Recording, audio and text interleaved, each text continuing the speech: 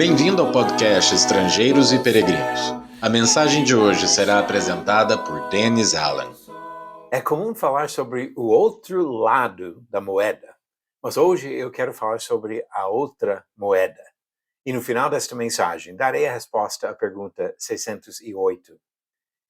Na última semana, antes da morte de Jesus, ele foi desafiado por vários grupos religiosos em Jerusalém. Um por um, ficaram frustrados por não conseguirem derrubar a sabedoria de Cristo. Em um certo momento, duas seitas se reuniram para armar uma cilada para Jesus.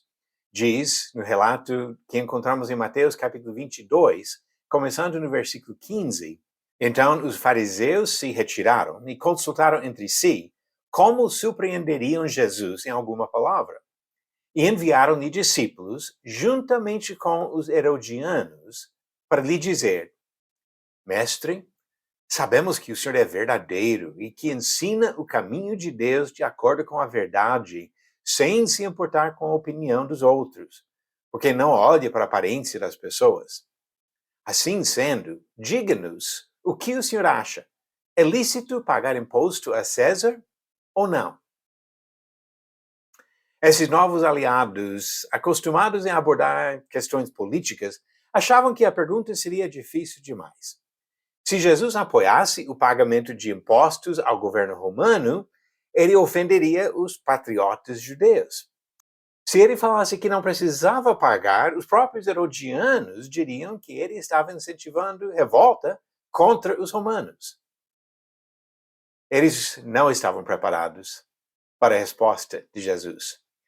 O relato continua.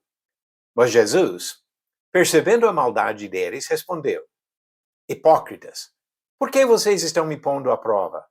Mostre-me a moeda do imposto. Trouxeram-lhe um denário. E Jesus lhes perguntou: De quem é esta figura e esta inscrição? Eles responderam: De César. Então Jesus lhes disse: Deem, pois, a César o que é de César, e a Deus o que é de Deus. Jesus silenciou esses adversários. Mas o que ele ensinou para nós? 3 dos relatos do Evangelho registram essa conversa. Então, faremos bem em refletir sobre seu significado. Um lado da questão é relativamente fácil. Devemos nos sujeitar às leis humanas e pagar os devidos impostos, como diz Romanos capítulo 13, versículos 6 e 7, e 1 Pedro capítulo 2, do versículo 13 ao 15. Mas o outro lado da moeda, ou melhor, a outra moeda, aquela moeda trazia a imagem de César e assim pertencia ao imperador romano. Mas Jesus disse também que devemos dar a Deus o que é de Deus.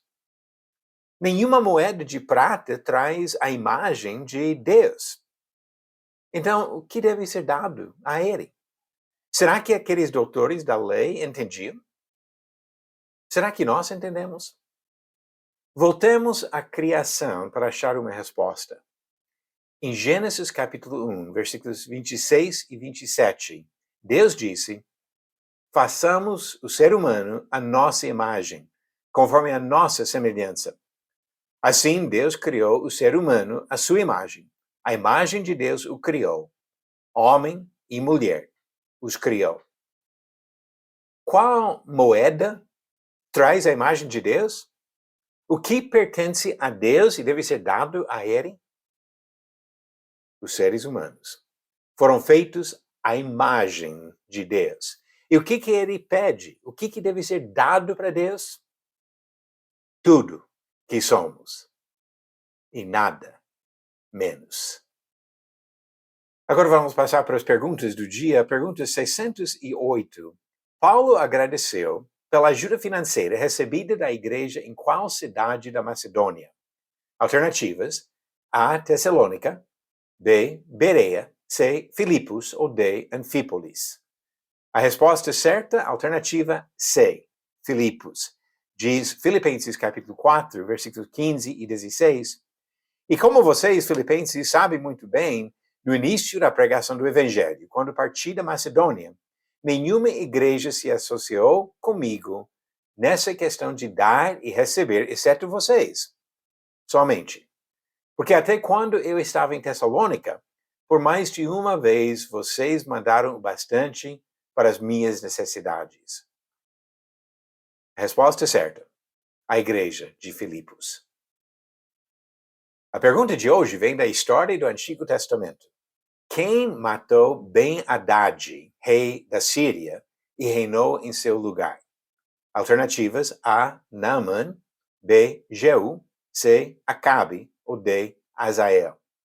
A resposta no final do próximo episódio.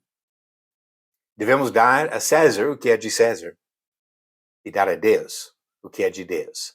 Você foi feito à imagem e semelhança de Deus. Dê para Ele a sua vida. Obrigado por nos acompanhar nessa jornada pelas Escrituras.